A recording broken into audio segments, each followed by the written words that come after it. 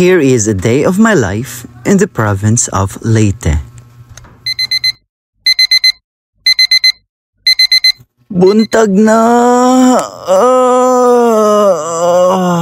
Babangon na ta mga langga. It's already morning, let us pray.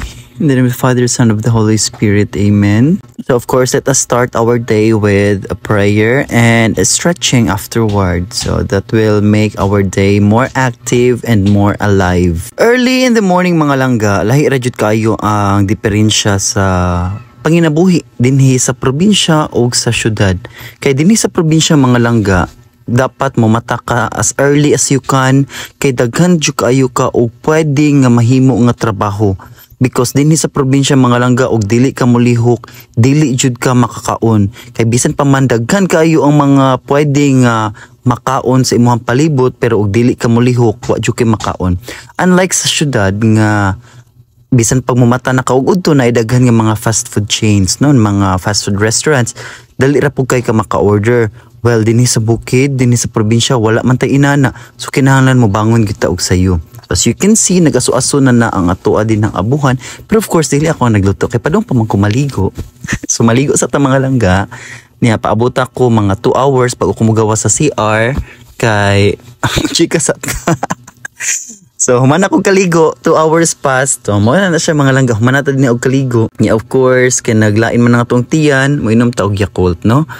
This has good bacteria para ma-neutralize ang ato ang mga ipamati nga ngilad sa to ang tiyan. Of course, ato da yung sudlan kay kinahanglan nga ay unod ang atong tiyan para sa mga kalihukan sa tibuok na tong adlaw. Yes, you can see na ata karon dinhi sa ato ang payag na kita man ko og saging nga kadaba ako asiyang gipanitan og hiwa-hiwa mga langga. And I'm sure, pretty sure nga kay balo mo ug unsa ni ang ako ang gihimo karon. So naatay lutuon karong hapon unya atoan na pud ning gi-prepare karon ang ato ang saging. So dili pa ni siya hinog pero sakto na gid kayo ni siya sa guwang. Nya ato na siyang kumot-kumuton din ha. Of course ako nanghunaw ko sa kumangkamot mga langga ha. Ato to siyang gihumol sa brine unya mintras nagpaabot ta mag-relax ta dinhi. Magtanaw-tanaw ta sa ato ang palibot. Grabe kayo ka relaxing ang ato ang environment din sa probinsya mga langga, like makawala gud kayo siya og stress, no? This is very good, especially if you are working straight, like I am a teacher, so karon ra gid ko nakabakasyon nga uninterrupted jud. To naning butang sa ato ang buwaranan ang ato ang sliced banana ni ato na pud ning of course ibulad kay nindot man kaayo karon ang ato ang kainit, no? Kumo na si Kuya Ruel ni tabang siya sa ko kay sud man kaayo cameraman, no? Sariling sikap ra gyud nimo nas papanuling mo na nga to ang duyanan nandin na mga langga. Og mausad niya nga to ang manok, so nakapanihapon gyud tanan ni kagabi ang kaning baboy dili lang kay mahal-mahal man na siya. So we will be going to Tita Wilma's place because today is their fiesta. And of course magdala gyapon tag laptop kay naa man tay mga trabaho nga kinahanglan nato i-attend and isend ra siya ngadto sa ato ang gitrabahoan. So mo na siya mga langga, as you can see I am browsing my laptop.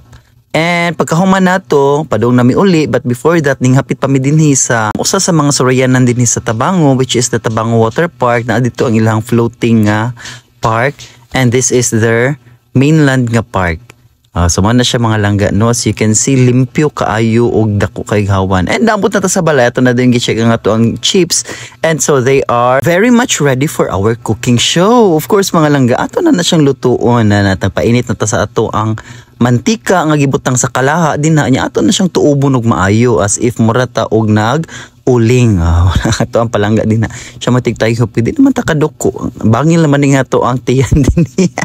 So mga tanom ni ate ato nang i-flex of course. Unya ato na nang ilunod ang ato ang first nga lunod sa ato ang banana chips, salted banana chips. So lami kaayo ni siya mga langga kay healthy ni siya kay dili makaayo siya inana ka salty, like just the average lang bearable nga saltiness ato ang matilawan. Unya ato na siyang gihaon and that's it. So wala na siya dagang mga eme-eme din ha, walay mga kamay, walay mga pakulo-kulo din ha, basta kay mo kulo-kulo na siya din ha. Sa kagum kung radyo po kayo siya mga langga, lamira man po siya, mas better gud siya nga isun dry kaysa sa katong diretso na nato og prito, no? Kay mas kaging jud kaayo ang result niya. Of course kay naaman tay kamanggahan dinhi, nagpanit sa og mangga din sila. No, ilan lang po tong sabin dito og panit og kaon. Yeah, of course ang ato ang salted nga banana chips ato ang parisan sa ato ang bulad nga sinugba. Lami kay mga langga, o di ba? Grabe ang energy basta mo kaon mog bulad kay makapanis ko pag yun mo ini kagabi. Mo na nga to ang mga higala din no, mga palangga. So mo na siya mga langga. Thank you for watching and see you in our next episode.